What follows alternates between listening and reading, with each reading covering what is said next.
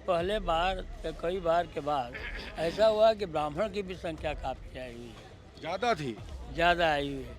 तो अब लग रहा है कि ब्राह्मण इस सरकार से उब गया है। तब परशुराम जयंती पर जो है आदरणीय नेताजी ने छुट्टी घोषित करने का काम किया था और 2017 में सरकार बनने के बाद भारतीय जनता पार्टी ने सबसे पहला कोई काम किया तो वो भगवान परशुराम जी के जन्म जयंती पर छुट्टी को रद्द करने का काम किया। उत्तर प्रदेश के लोगों को धन्यवाद देना चाहता हूँ कि 14, 17, 19, 22 के बाद 24 का चुनाव ऐसा हुआ कि अपना प्रभाव और उत्तर की राजनीति कहाँ जाएगी उसी से में इशारा हो गया था। और उत्तर प्रदेश के लोगों को धन्यवाद देता हूँ, उन्होंने भारतीय जनता पार्टी को खारिज किया था और समाजवादी पार्टी के और गठबंधन के सबसे अधिक सांसद जिताने का काम किया था। 4 PM न्यूज़ नेटवर्क में आप सभी का स्वागत है। मैं हूं क्षितिज कांत। जनेश्वर मिश्र जी की जयंती है और आज के दिन उत्तर प्रदेश के तमाम ब्राह्मण समाज के लोग एकत्रित हुए हैं समाजवादी पार्टी कार्यालय पर। इसके अलावा पीडीए समाज भी इकट्ठा हुआ है। 2027 विधानसभा चुनाव को लेकर बिगुल फूंक दिया गया है। हमारे साथ सनातन पांडे जी हैं, उनके साथ में तमाम दिग्गज नेताओं को आप देख पाएंगे। सर, 2027 विधानसभा चुनाव को लेकर आज बिगुल फूका गया है। इस तरीके की बातें चल रही, सोशल मीडिया पर भी आम हो चुकी हैं। कैसे देख रहे हैं आप?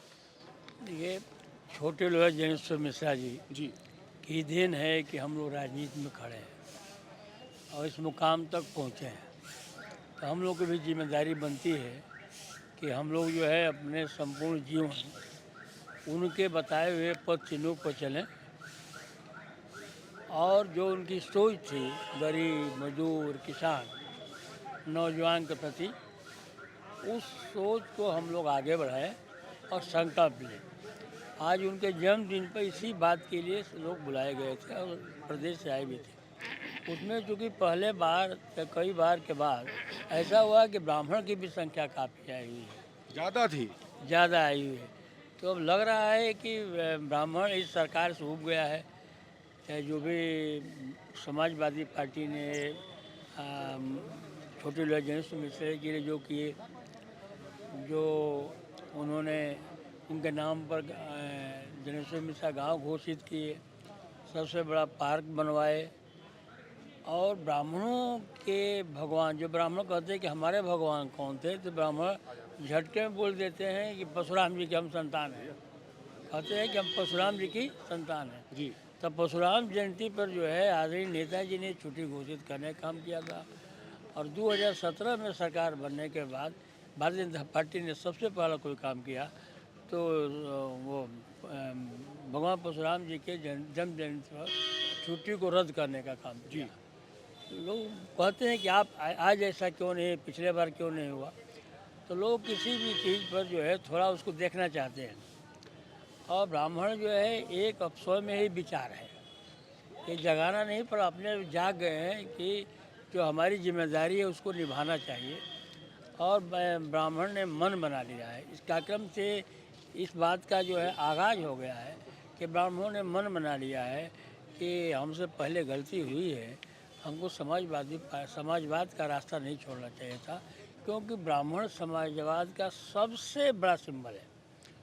हम लोगों के ऊपर, ब्राह्मणों के ऊपर जो भी आक्षेप लगाए गए हों, कभी मनुवादी कहा गया हो, कभी जातवादी कहा गया हो, लेकिन मेरी जो समझ है, जहाँ तक मैं जानता हूँ कि ब्राह्मण कभी न जातवादी रहा और न कभी धर्म के प्रति जो है इस तरह की बातें आई कि हम पीछे के लोगों को नहीं आगे लेकर चलेंगे। समाज में सबको स्थान दिया गया। ब्राह्मण चाहते तो राजा बन सकते थे, लेकिन ब्राह्मणों ने कभी राजा बनने का सपना नहीं देखा। हमारे जो है चाणक्य जी हमारे परिवार के माने जाएंगे। वो चाहे होते तो राजा बन जाते, लेकिन उन्होंने चंद्रगुप्त जी। हाँ, उनको लाए जो पिछले जात से थे और उनको राज सत्ता सौंप कर गए। उन्होंने साबित करने का काम किया कि हम जो है राजा बनने के लिए नहीं, समाज को चलाने के लिए, सामाजिक समरसता के लिए, सामाजिक एकता के लिए हम लोग काम करते हैं।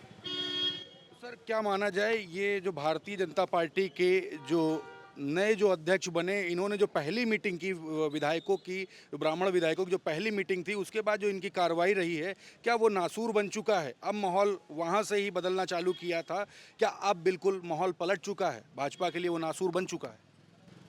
देखिए, जब आपके ऊपर अत्याचार होगा जी तो आपको बहुत आगे पीछे सोचना पड़ता है। इस सरकार को बड़े उम्मीद के साथ जी लोगों ने जो है 14, 17, 22 में वोट दिया।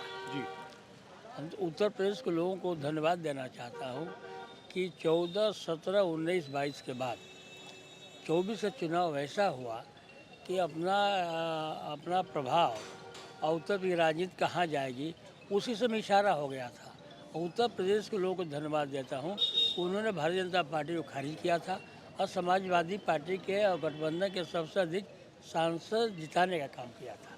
शुरुआत तो उसकी उसी दिन हो गई थी और आज जो है वो पूरे मन से, हमारा कोई भी ब्राह्मण ऐसा नहीं कर रहा है जो बात कर रहे हैं सत्ता पक्ष के लोग कि समाजवादी पार्टी के कार्यालय पर ब्राह्मणों की भीड़ सिर्फ टिकट के समय दिखाई देती है। जैसा मैंने सुना हूँ, तो ये भीड़ जो भी आप देख रहे होंगे, हमारे जो भी नेता हैं उनको मैं बधाई देना चाहता हूँ कि किसी ने ये नहीं कहा है आज तक कि हमको टिकट नहीं मिलेगा तो हम समाजवादी पार्टी के साथ नहीं रहेंगे। पहली बार ऐसा देखने को मिला है कि टिकट ही कोई बातें नहीं चली, सिर्फ भारतीय जनता पार्टी को हटाने की बात चली। सर, कई आंकड़े पुराने अभी इसी सरकार के दौरान प्रस्तुत हुए हैं।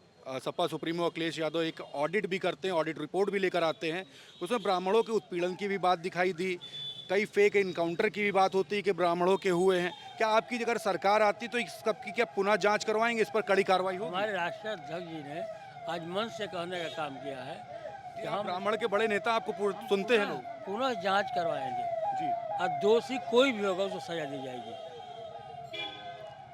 आज इस बात को जो है मन से इस बात का संकल्प लिया गया कि हमारी सरकार बनने के बाद हम इसकी पुनः जांच विवेचना कराएंगे और जो दोषी होगा उसको सजा दी जाएगी। तो माना जाना चाहिए 2027 में जो अगली जो जनेश्वर मिश्र जी की जो जयंती होगी वो इससे भव्य होगी, आप लोग सरकार में होंगे? बहुत बढ़िया आपने पूछा, तो आप लेट में आए हैं।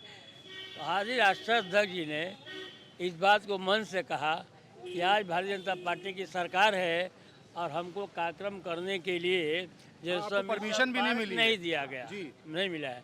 आने वाले समय में जब हमारी सरकार होगी यह कार्यक्रम जनेश्वर मिश्रा पार्क में ही होगा और जो लोग जो जितना सोचते हैं उससे अधिक बढ़ चढ़ करके जो है समाजवादी पार्टी की हिस्सेदारी होगी। बिल्कुल। तो देखिए हमारे साथ समाजवादी पार्टी के दिग्गज नेता जिनको पूरा प्रदेश सुनता है, ब्राह्मणों की आवाज़ माना जाता है, सनातन पांडे जी हमारे साथ में थे और काफ़ी सारी महत्वपूर्ण बातें हुई हैं। इस रिपोर्ट पर आपकी क्या राय है, कमेंट बॉक्स में लिखिए। और आखिरी में जो मैसेज दिया है कि 2027 का जो जनेश्वर मिश्र जी की जयंती होगी वो जनेश्वर मिश्र पार्क में होगी। इस बार तो सरकार ने अनुमति नहीं दी है, अगला कार्यक्रम काफ़ी भव्य होने जा रहा है। तमाम बातें हो गई, काफ़ी जोश में है। पूरी रिपोर्ट पर आपकी क्या राय है, कमेंट बॉक्स में लिखिएगा और जुड़े रहिएगा 4PM न्यूज़ नेटवर्क के साथ। मैं हूं क्षितिज कांत, कैमरा पर्सन शुभम के साथ 4PM न्यूज़ नेटवर्क के लिए। धन्यवाद।